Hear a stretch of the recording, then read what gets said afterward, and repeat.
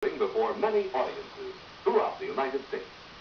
And during his tenure of time, many questions have been asked. A list of those most frequently asked has been compiled. Can you tell me how we can be ourselves? Yes. Regardless of age or career, whether you're a student or a teacher, a doctor or a nurse, a lawyer or secretary, a salesman or a manager, the important thing to realize is that you can't be a friend to others unless you're a friend to yourself first. You can't be a success with others unless you're a success with yourself first. You can't have the love of other people unless you have the love of yourself first. Even though you've made a blunder, you must learn to rise above it. It means hard work, but it's the greatest adventure in your whole life, something worth fighting for. You program yourself for countless goals, and when you reach one goal, the business of creative living is to reach for another. How does this differ from positive thinking? That's a very good question. Now, positive thinking says what it means. Think positively. Now, creative psycho-cybernetics means more than thinking. You think creatively, but you change that thought into a creative performance. In other words, psycho-cybernetics means doing. Where? Now. Is this a form of psychoanalysis? No, it isn't, but it goes further than that. Psychoanalysis delves into the past, which is perfectly all right. But what is vital is that suppose you know about the past. What are you going to do about your life now? N-O-W. And creative psycho-cybernetics means living creatively now, regardless of what the past is. All of us are frustrated sometimes during the day. I'm not talking about that. That's a human characteristic. And it's there for a definite reason, to stimulate one to rise above it. And that's what success is. I'm talking about chronic frustration, some hurt feeling, some agony of distress, some heartache, some grief, some guilt of the past that we carry on our mental backs day in and day out, many years thereafter. So that's the frustration I'm talking about. And if we know these red light signs, we can avoid them. They have fear involved in it. We come into this world in uncertainty. We live in it, and we pass on in uncertainty.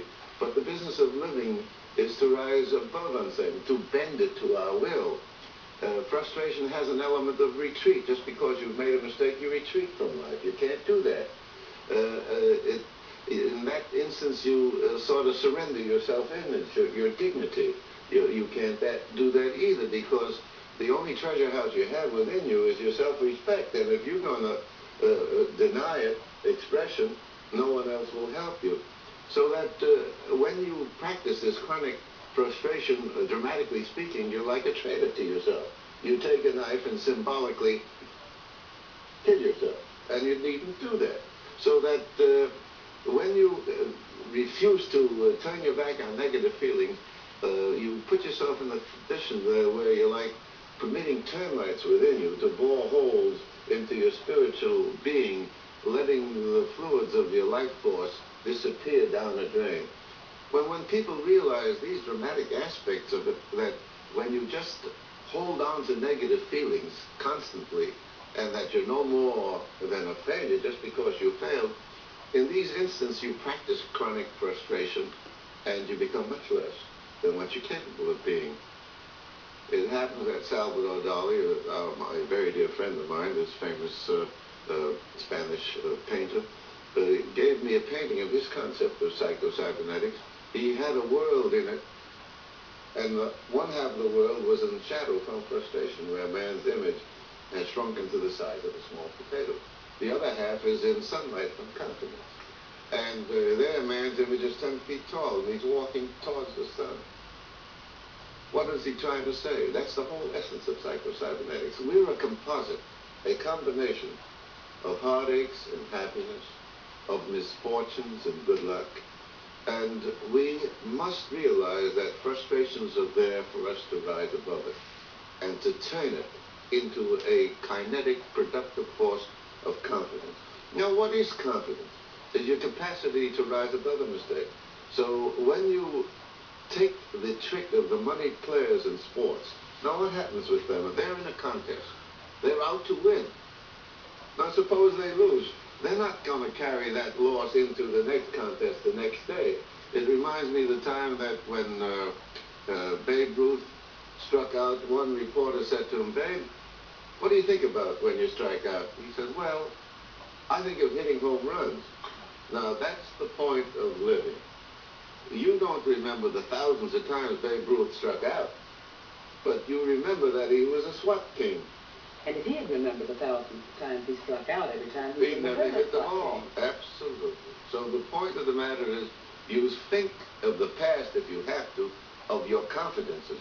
The business of creative living, of Psycho-Cybernetics, which is the basis of our workshop that we're going to start this month, the 23rd and 25th of January at Marriott House, is just this, the essence of it. What are you going to be in life? A person of frustration or a person of confidence? And it's up to you to make a decision. When you look in the mirror, you're going to say, what kind of day is this going to be for me, Charlie, old boy? What kind of day is it going to be for me, Betsy, baby? You make the decision.